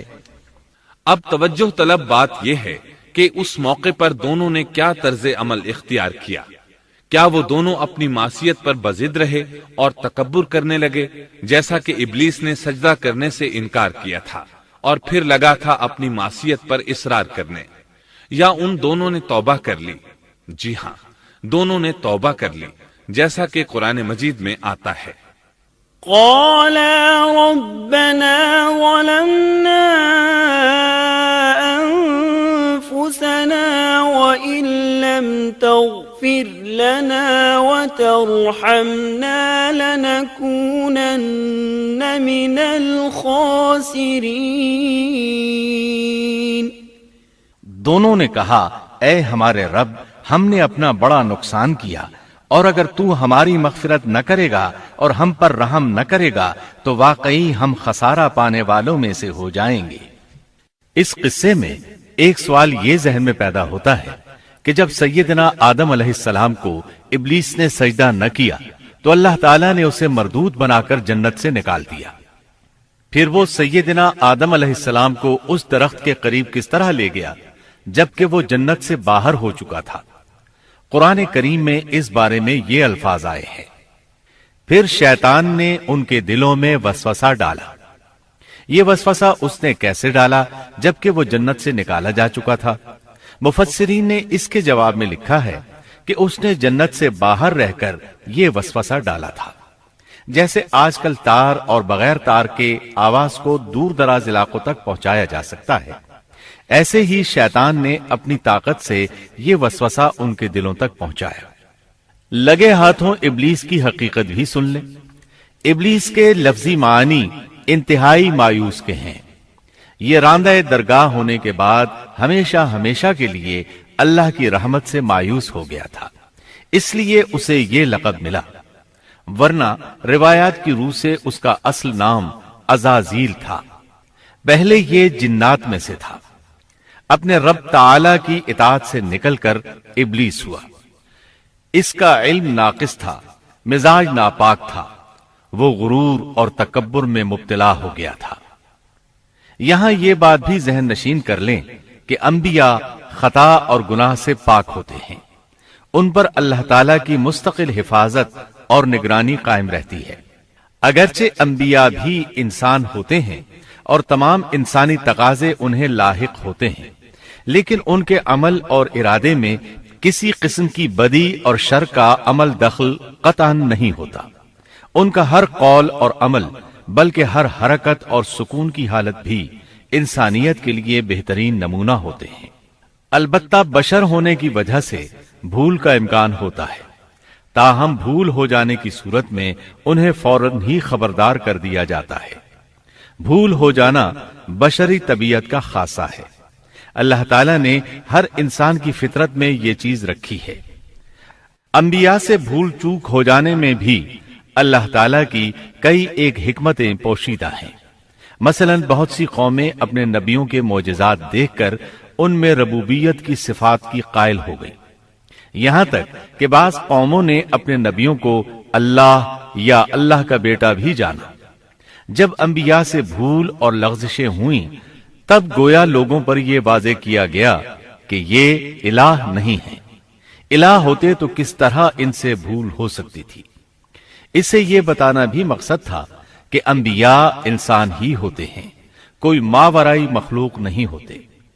سیدنا آدم علیہ السلام کے واقعے پر غور کرنے سے یہ حقیقت مزید واضح ہو جاتی ہے کہ سیدنا آدم علیہ السلام کی یہ لغزش گناہ نہیں تھی۔ ممنوع درخت کا پھل کھاتے ہی سیدنا آدم علیہ السلام اور اماں حوا کا لباس اتر گیا تھا۔ اللہ کا حکم ہوا، قال اهبطوا، جنت سے اتر جاؤ۔ مزید فرمایا، بعضكم لبعض عدو وَلَكُمْ فِي الْأَرْضِ مُسْتَقَرٌّ وَمَتَاعٌ إِلَى حِينٍ۔ تم آپس میں ایک دوسرے کے دشمن ہوگے اور تمہارے واسطے زمین میں رہنے کی جگہ ہے اور ایک وقت تک نفع حاصل کرنا ہے۔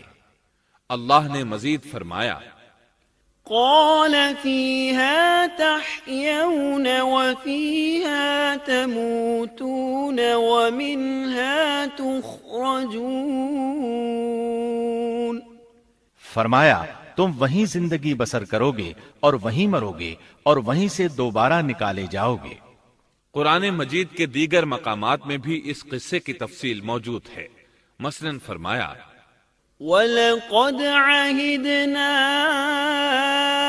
إِلَىٰ آدَمَ مِن قَبْلُ فَنَسِيَ وَلَمْ نَجِدْ لَهُ عَزْمًا۔ اور اس سے قبل ہم نے آدم سے ایک عہد لیا تھا مگر وہ بھول گئے اور ہم نے ان میں کوئی عزم نہیں پایا۔ اللہ تعالیٰ فرماتے ہیں، وَإِذْ قُلْنَا لِلْمَلَائِكَةِ اسْجُدُوا لِآدَمَ فَسَجَدُوا إِلَّا إِبْلِيسَ أَبَى فَقُلْنَا يَا آدَمُ إِنَّ هَذَا عَدُوٌّ لك ولزوجك فلا يخرجنكما من الجنة فتشقى إن لك ألا تجوع فيها ولا تعرى وأنك لا تظمأ فيها ولا تضحى فوسوس إليه الشيطان قال يا آدم هل أدلك على شجرة الخلد وملك لا يبلى اور جب ہم نے فرشتوں سے کہا آدم کو سجدہ کرو تو ابلیس کے سوا سب نے سجدہ کیا، اس نے صاف انکار کر دیا۔ تو ہم نے کہا اے آدم یہ تیرا اور تیری بیوی کا دشمن ہے، خیال رکھنا ایسا نہ ہو وہ تم دونوں کو جنت سے نکلوا دے اور تو مصیبت میں پڑ جائے۔ یہاں تو تجھے یہ آرام ہے کہ نہ تو بھوکا ہوتا ہے اور نہ ننگا، اور نہ تو یہاں پیاسا ہوتا ہے اور نہ دھوپ سے تکلیف اٹھاتا ہے۔ لیکن شیطان نے اسے وسوسے میں ڈال دیا، کہنے لگا میں آپ کو دائمی زندگی کے درخت اور وہ بادشاہت بتلاؤں جو کبھی پرانی نہ ہو۔ فأكلا منها فبدت لهما سوآتهما وطفقا يخصفان عليهما من ورق الجنة وعصى آدم ربه فغوى ثم اجتباه ربه فتاب عليه وهدى قال اهبطا منها جميعا بعضكم لبعض عدو فإما يأتينكم مني هدى فمن اتبع هداي فلا يضل ولا يشقى ومن أعرض عن ذكري فإن له معيشة ضنكا ونحشره يوم القيامة أعمى۔ چنانچہ ان دونوں نے اس درخت سے کھایا، پس ان کے ستر کھل گئے اور وہ بہشت کے پتے اپنے اوپر چپکانے لگے۔ آدم نے اپنے رب کی نافرمانی کی، پس بہک گیا۔ پھر اس کے رب نے نوازا، اس کی طرف توجہ فرمائی اور اس کی رہنمائی کی۔ حکم ہوا تم دونوں یہاں سے اتر جاؤ، تم آپس میں ایک دوسرے کے دشمن ہو۔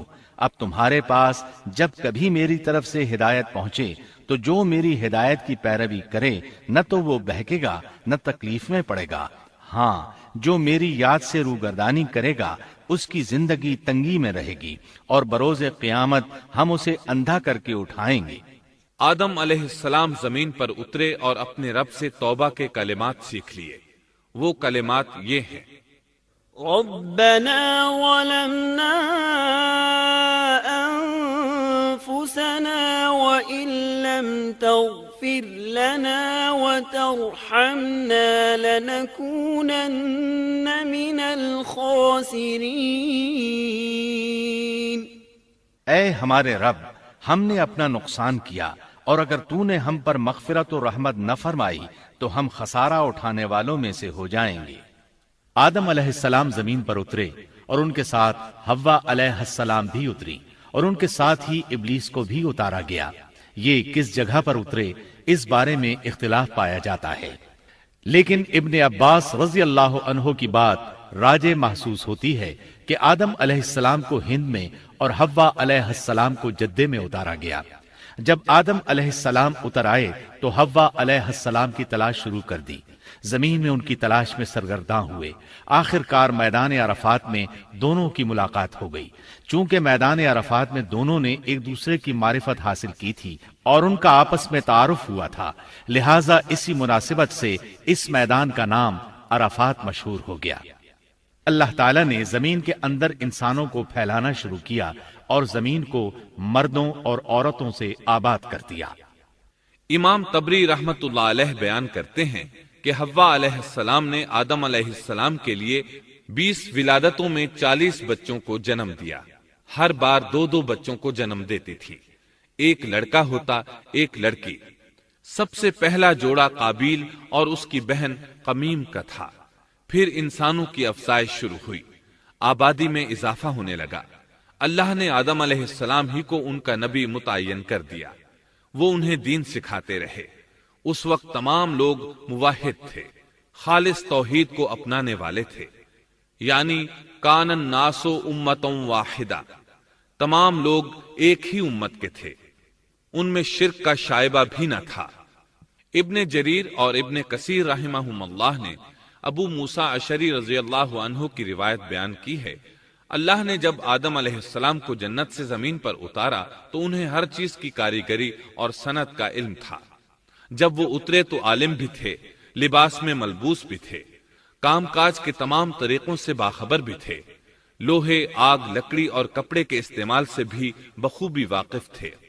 ہمارے برعکس وہ ان کاموں کو اپنی ابتدا ہی سے جان چکے تھے، کیونکہ ہم سب لوگوں کا حال یہ ہے کہ جب تک سکھایا نہ جائے ہمیں کچھ نہیں آتا۔ آج کے دور میں بعض افریقی قبائل کے افراد وحشیانہ اور غیر مہذب زندگی گزارتے ہیں۔ علماء کا کہنا ہے کہ یہ لوگ زمین پر رہنے والوں میں سے گمراہ ترین انسان ہیں۔ انہوں نے بہترین زندگی ضائع کر دی اور گھٹیا زندگی کو پسند کیا۔ تہذیب و تمدن کا آغاز چونکہ ابتدائے آفرینش سے ہے، اس لیے ہر انسان کی فطرت میں تہذیب کی سوجھ بوجھ موجود ہے۔ بہرحال آدم علیہ السلام کے بعد انسانی مخلوق کی تعداد روز بروز بڑھتی چلی گئی اور انسانی کمزوریوں کی بنا پر گناہ شروع ہو گئے۔ زمین پر سب سے پہلے ہونے والی معصیت قابیل کے ہاتھوں اپنے بھائی حابیل کے قتل کی صورت میں سامنے آئی۔ اللہ تعالیٰ نے قرآن مجید میں قابیل اور اس کے بھائی حابیل کا قصہ بیان کیا ہے۔ قابیل قرخت اور درشت طبیعت کا مالک تھا، جبکہ اس کا بھائی حابیل رحم دل اور نرم طبیعت تھا۔ قابیل کھیتی باڑی کرتا تھا اور حابیل مویشی چراتا تھا۔ حابیل کے نرم دل ہونے کی ایک وجہ اس کا بکریاں چرانا تھا، کیونکہ ایک چرواہا اپنی بکری کو بھوکا دیکھ کر اسے چارہ کھلائے بغیر نہیں رہتا، نہیں وہ کسی بکری کو پیاسا دیکھ کر اسے بھول جاتا ہے۔ اپنے جانور پر اس کی طاقت سے زیادہ بوجھ بھی نہیں لادتا۔ بنی نوع انسان کی تعداد میں اضافے کے لیے اس وقت ایسا قانون تھا جو اب حرام ہے، اور وہ ہے بہن کے ساتھ نکاح۔ چونکہ اس وقت کے سب لوگ آدم علیہ السلام کی حقیقی اولاد تھے اور آپس میں بہن بھائی تھے، اس لیے اس وقت کی شریعت کی روح سے قابیل اپنے ساتھ جڑواں پیدا ہونے والی بہن کے سوا کسی دوسری بہن سے شادی کر سکتا تھا، اور اسی طرح حابیل اپنے ساتھ جڑواں پیدا ہونے والی بہن کے علاوہ کسی دوسری بہن سے شادی کر سکتا تھا۔ اس کی صورت یہ تھی کہ قابیل کی شادی حابیل کی بہن سے ہو اور حابیل کی شادی قابیل کی بہن سے ہو، لیکن ہوا یہ کہ حابیل کی بہن خوبصورتی میں قابیل کی بہن سے کم تھی، اس لیے قابیل نے حابیل کی بہن سے شادی کرنے سے انکار کر دیا اور اپنی جڑواں بہن سے شادی کی خواہش ظاہر کی، لیکن ایسا کرنا آدم علیہ السلام کی شریعت میں حرام تھا۔ آپ نبی بھی تھے اور رسول بھی۔ رسول اور نبی میں فرق یہ ہے کہ رسول پر شریعت اور احکام نازل ہوتے ہیں، لیکن نبی پر شریعت نازل نہیں ہوتی، البتہ اس کی طرف وحی نازل ہوتی ہے اور معجزات عطا کیے جاتے ہیں، جبکہ شریعت صرف رسولوں ہی پر نازل کی جاتی ہے۔ آدم علیہ السلام بھی چونکہ رسول تھے، اس لیے ان کی شریعت میں یہ قانون تھا کہ کوئی شخص اپنے ساتھ جڑواں پیدا ہونے والی بہن کے ساتھ شادی نہیں کر سکتا۔ قابیل اس شرعی حکم کی وجہ سے غضبناک ہو گیا۔ اس نے تعجب کا اظہار کرتے ہوئے اس قانون کو ماننے سے انکار کر دیا۔ آدم علیہ السلام نے ان دونوں کے درمیان فیصلہ کرتے ہوئے انہیں حکم دیا کہ دونوں اللہ کے حضور ایک ہدیہ پیش کریں۔ ہدیہ اس جانور کو کہتے ہیں جسے اللہ کے نام پر ذبح کر کے فقراء میں تقسیم کر دیا جائے۔ اس سے مقصود اللہ کے لیے اپنی نیت کو خالص کرنا ہوتا ہے۔ اس عمل کو قربانی کہا جاتا ہے۔ آدم علیہ السلام کے زمانے میں قربانی کا جو قانون تھا اس کے قبول ہونے کی نشانی طے تھی، اور وہ یہ کہ آسمان سے ایک آگ نمودار ہوتی اور اس قربانی کو جلا دیتی۔ اس کا مطلب تھا قربانی قبول ہو چکی ہے، اور اگر آگ قربانی کو نہ جلاتی تو سمجھ لیا جاتا کہ قربانی قبول نہیں ہوئی۔ آخر قربانی کا دن آ پہنچا۔ حابیل نے اپنے مویشیوں میں سے ایک بہترین جانور لیا اور قربان گاہ میں لا کر اللہ کے حضور پیش کر دیا۔ دوسری طرف قابیل نے اپنی کھیتی کے غلے میں سے ردی قسم کا غلہ قربانی کے لیے پیش کیا۔ دوسرے دن دونوں قربان گاہ پہنچے تو انہوں نے دیکھا کہ حابیل کی قربانی قبول ہو چکی ہے، جبکہ قابیل کی قربانی کو آگ نے چھوا تک نہیں تھا۔ یہ دیکھ کر قابیل حابیل پر غضبناک ہوا۔ شیطان نے بھی اسے وسوسے میں مبتلا کیا کہ اپنے بھائی کو قتل کر دے۔ اس نے اپنے بھائی حابیل کو جان سے مار ڈالنے کا پختہ ارادہ کر لیا۔ اس وقت تک روئے زمین پر کوئی انسان قتل نہیں ہوا تھا۔ انسانی تاریخ میں یہ پہلا قتل ہے جس کا ارتکاب قابیل نے کیا۔ وہ اپنے بھائی حابیل کے پاس گیا اور اس سے بولا، میں تجھے قتل کر دوں گا۔ جواب میں حابیل نے کہا، اگر تو مجھے قتل کرنے کی کوشش کرے گا تو میں اپنے دفاع میں ہاتھ نہیں اٹھاؤں گا، اس لیے کہ میں چاہتا ہوں تو اپنے دیگر گناہوں کے ساتھ میرے قتل کا گناہ بھی اٹھا لے، تیرے گناہ زیادہ ہو جائیں۔ چنانچہ ایک تاریک رات میں حابیل سویا ہوا تھا کہ قابیل ایک بڑا سا پتھر اٹھا کر اس کے پاس آیا۔ اس نے وہ پتھر اپنے بھائی کے سر پر دے مارا۔ اس طرح اس نے حابیل کو قتل کر دیا۔ روئے زمین پر قتل کی ابتدا کر دی، زمین کو پہلے خون سے رنگ دیا۔ تاریخ انسانی میں یہ سب سے پہلا جرم تھا جو قابیل کے ہاتھوں ہوا۔ قتل تو وہ کر بیٹھا، اب حیران اور پریشان ہوا کہ اس کی لاش کا کیا کرے۔ اس وقت تک نسل انسانی موت سے بھی دوچار نہیں ہوئی تھی۔ آدم علیہ السلام کی اولاد میں سے اس وقت تک کوئی فوت نہیں ہوا تھا، اس لیے قابیل کو معلوم نہیں تھا کہ مردے کے ساتھ کیا کیا جائے۔ اسی کشمکش کے عالم میں اس نے بھائی کی لاش کو کمر پر اٹھا لیا اور چل پڑا۔ چلا جا رہا تھا کہ اللہ نے دو کوے بھیجے۔ دونوں کوے آپس میں لڑ پڑے، ایک نے دوسرے کو ہلاک کر دیا۔ اب زندہ کوا مٹی کھودنے لگا۔ اس طرح اس نے ایک گڑھا تیار کر لیا، مردہ کوے کو اس میں رکھا اور اوپر مٹی ڈال دی۔ اس طرح قابیل کو دفن کا طریقہ معلوم ہوا۔ اس نے بھی گڑھا کھودا اور حابیل کی لاش کو اس میں دبا دیا۔ وہ اپنے کیے پر نادم ضرور تھا، لیکن اس نے اللہ سے معافی نہ مانگی، جبکہ انسان کے لیے ضروری ہے کہ اس سے کوئی گناہ ہو جائے تو اللہ سے معافی مانگے۔ قابیل اور حابیل کے درمیان جو مکالمہ ہوا، اللہ تعالیٰ نے اس کا ذکر سورہ مائدہ آیت 27 تا 29 میں کیا ہے۔ اللہ فرماتے ہیں، وَاتْلُ عَلَيْهِمْ نَبَأَ ابْنَيْ آدَمَ بِالْحَقِّ إِذْ قَرَّبَا قُرْبَانًا فَتُقُبِّلَ مِنْ أَحَدِهِمَا وَلَمْ يُتَقَبَّلْ مِنَ الْآخَرِ قَالَ لَأَقْتُلَنَّكَ قال إنما يتقبل الله من المتقين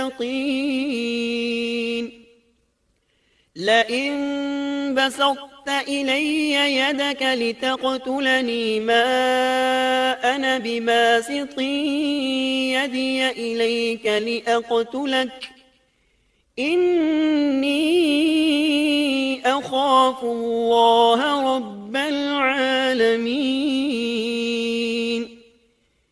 إني أريد أن تبوء بإثمي وإثمك فتكون من أصحاب النار وذلك جزاء الظالمين۔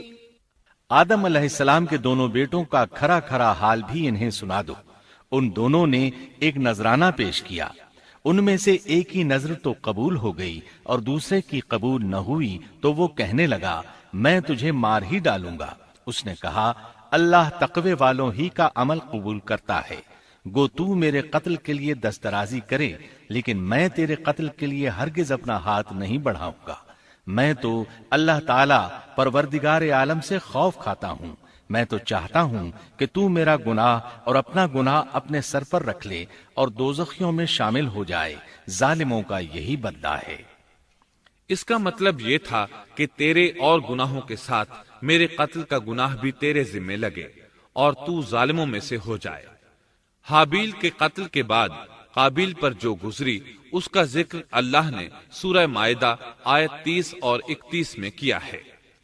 فطوعت له نفسه قتل أخيه فقتله فأصبح من الخاسرين فبعث الله غرابا يبحث في الأرض ليريه كيف يواري سوءة أخيه قال يا ويلتى أعجزت أن أكون مثل هذا الغراب فأواري سوءة أخي فأصبح من النادمين۔ پس اسے اس کے نفس نے اپنے بھائی کے قتل پر آمادہ کر دیا اور اس نے اسے قتل کر ڈالا، اس سے وہ نقصان والوں میں سے ہو گیا۔ پھر اللہ تعالیٰ نے ایک کوے کو بھیجا جو زمین کھود رہا تھا تاکہ اسے دکھائے کہ وہ کس طرح اپنے بھائی کی ناش کو چھپا سکتا ہے۔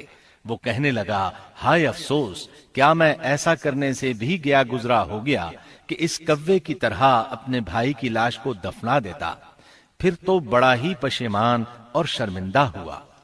امام احمد، ترمذی اور ابو داود نے سیدنا سعد بن ابی وقاص رضی اللہ عنہ سے روایت کی ہے کہ انہوں نے سیدنا عثمان رضی اللہ عنہ کی شہادت کے فتنے کے وقت فرمایا، میں گواہی دیتا ہوں کہ رسول اکرم صلی اللہ علیہ وسلم نے فرمایا تھا، ایک بہت بڑا فتنہ رونما ہوگا، اس میں بیٹھنے والا کھڑے ہونے والے سے بہتر ہوگا اور کھڑا ہونے والا چلنے والے سے بہتر ہوگا اور چلنے والا دوڑنے والے سے بہتر ہوگا۔ کسی نے کہا، اگر کوئی میرے گھر میں داخل ہو کر میری طرف ہاتھ بڑھائے تاکہ وہ مجھے قتل کر دے تو آپ صلی اللہ علیہ وسلم نے فرمایا، تو آدم علیہ السلام کے بیٹے کی طرح قتل ہو جا، یعنی اس فتنے میں قتل ہو جانا، حابیل کی سنت پر عمل کرتے ہوئے خود ہاتھ نہ اٹھانا، قاتل کہلانے کی بجائے مقتول ہونے کو پسند کرنا۔ اسی طرح مسند احمد کی ایک روایت میں ہے، رسول اللہ صلی اللہ علیہ وسلم نے فرمایا، دنیا میں جب بھی کوئی ظلم سے قتل ہوتا ہے تو اس کا گناہ آدم علیہ السلام کے پہلے بیٹے قابیل کی گردن پر ضرور ہوتا ہے، اس لیے کہ وہ پہلا شخص ہے جس نے ظالمانہ قتل کی ابتدا کی اور یہ ناپاک طریقہ جاری کیا۔ اس حدیث سے اس جرم کی نوعیت کا بخوبی اندازہ ہوتا ہے کہ اللہ تعالیٰ نے اس کو صرف ایک قتل قرار نہیں دیا بلکہ اس کو ایک گھناؤنی حرکت قرار دیا۔ قیامت تک آنے والے لوگ جو اس گناہ کے مرتکب ہوں گے ان کا کچھ گناہ قابیل کے حساب میں ڈالا جائے گا۔ حابیل کو قتل کرنے کے بعد قابیل نے اپنی بیوی کو ساتھ لیا اور دور دراز نرم زمین کے پاس جا کر رہائش پذیر ہو گیا اور آدم علیہ السلام کے سامنے تک نہ ہوا۔ آدم علیہ السلام پہاڑوں کے قریب ایک بستی میں رہ رہے تھے، یہ ان سے بہت دور جا بسا تھا۔ اس طرح قابیل کا آدم علیہ السلام سے رابطہ بالکل ختم ہو گیا اور اس سے ایک نئی نسل کی ابتدا ہوئی۔ فحاشی اور اریانی کو ان کے ہاں عروج حاصل تھا۔ عبادت یہ لوگ اگرچہ اللہ ہی کی کرتے تھے لیکن آدم علیہ السلام کی شریعت کے خلاف بے حیائی کے دل دادا تھے۔ تقوی کی قلت، احکام الہی کی نافرمانی اور فحاشی کا فروغ ان کے شب و روز کا معمول تھا۔ اس کے بعد لوگ دو گروہوں میں تقسیم ہو گئے، شریر اور برے لوگ قابیل کے ساتھ مل گئے اور آدم علیہ السلام کے دیگر بیٹے اور نیک لوگ آدم علیہ السلام کے ساتھ مل گئے۔ آدم علیہ السلام 960 سال زندہ رہے۔ ان کی کل عمر تو 1000 سال تھی لیکن 40 سال کم کر دی گئی۔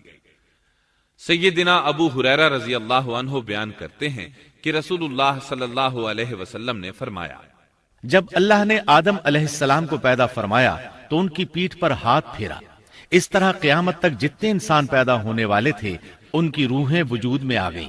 پھر ہر انسان کی آنکھوں کے درمیان ایک نور رکھ کر آدم علیہ السلام کے سامنے پیش کیا۔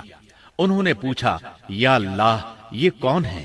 اللہ نے فرمایا، یہ تیری اولاد ہے۔ ان میں سے ایک کی پیشانی کی چمک آدم علیہ السلام کو بہت اچھی لگی۔ انہوں نے پوچھا، یا اللہ یہ کون ہے؟ جواب ملا، یہ تیری اولاد میں سے بہت دور جا کر ہیں، ان کا نام داود ہے۔ پوچھا، ان کی عمر کتنی ہے؟ فرمایا 60 سال۔ آدم علیہ السلام کہنے لگے، یا اللہ 40 سال میری عمر میں سے ان کی عمر میں شامل کر دے۔ اس سلسلے میں دوسری روایت یوں آئی ہے، جب آدم علیہ السلام کی روح قبض کرنے کے لیے فرشتہ آیا تو وہ کہنے لگے، میری عمر میں تو ابھی 40 سال باقی ہیں۔ اس وقت ان کی عمر 960 سال تھی۔ انبیاء اپنی عمر سے واقف ہوتے ہیں۔ فرشتے نے کہا، کیا آپ کو یاد نہیں آپ نے اپنی عمر کے 40 سال اپنی اولاد داؤد کو ہبہ کر دیے تھے؟ رسول اللہ صلی اللہ علیہ وسلم نے فرمایا، چونکہ آدم علیہ السلام نے انکار کیا تو ان کی اولاد بھی انکار کی عادی ہے۔ آدم علیہ السلام خود بھول گئے، ان کی اولاد بھی بھولتی ہے۔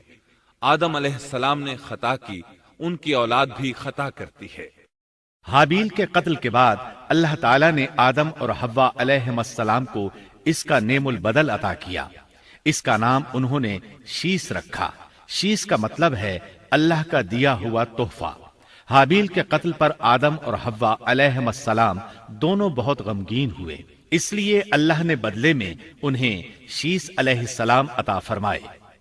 سیدنا ابو ذر غفاری رضی اللہ عنہ سے مروی ایک صحیح حدیث میں ہے کہ رسول اللہ صلی اللہ علیہ وسلم نے فرمایا، اللہ تعالیٰ نے 104 صحیفے نازل فرمائے، ان میں سے 50 صحیفے شیس علیہ السلام پر نازل ہوئے۔ ان صحیفوں میں ایسے قوانین، اصول اور ضابطے تھے جن سے انسانیت کی زندگی منظم ہوتی ہے۔ شیس علیہ السلام نے آدم علیہ السلام سے علم حاصل کیا، لیکن آدم علیہ السلام کا تمام علم وہ حاصل نہ کر سکے، اس لیے کہ آدم علیہ السلام نے بالمشافہہ اللہ تعالیٰ سے علم حاصل کیا تھا، اور بہت سی اشیاء کا علم اللہ تعالیٰ نے انہیں سکھا دیا تھا، اس لیے وہ تمام علماء سے بڑھ کر عالم تھے۔ شیس علیہ السلام نے آدم علیہ السلام سے علوم سیکھ کر لوگوں کو سکھائے۔ لوگوں نے ان سے مختلف علوم، فنون اور پیشے سیکھے۔ انہیں شہروں میں رہنے سہنے کے بارے میں تعلیم دی، دن رات کے حسابات سے انہیں آگاہ کیا اور انہیں بتایا کہ کن اوقات میں وہ اللہ کی عبادت کریں اور عبادت کے طریقے انہیں سکھائے۔ احادیث میں اس کی وضاحت ملتی ہے۔ امام احمد رحمت اللہ علیہ بیان کرتے ہیں کہ ابو زمعہ سعدی کہتے ہیں کہ انہوں نے مدینے میں ایک شیخ کو لوگوں سے کلام کرتے دیکھا تو ان کے متعلق پوچھا، یہ کون شخص ہے؟ لوگوں نے بتایا کہ یہ ابی بن کعب رضی اللہ عنہ ہیں، بڑے صحابہ میں ان کا شمار ہوتا ہے، تمام مسلمانوں سے بڑھ کر قرآن اور اس کی تفسیر کے عالم ہیں۔ ابو زمعہ فرماتے ہیں کہ ابی بن کعب رضی اللہ عنہ اس وقت یہ واقعہ بیان کر رہے تھے کہ جب آدم علیہ السلام کی وفات کا وقت قریب آیا تو انہوں نے اپنے بیٹوں سے فرمایا، میرا جنت کے پھل کھانے کو جی چاہتا ہے۔ جنت کے پھل دنیاوی پھلوں جیسے ہی ہوتے ہیں، سیب، انار، انگور، یہ سب جنت میں موجود تھے۔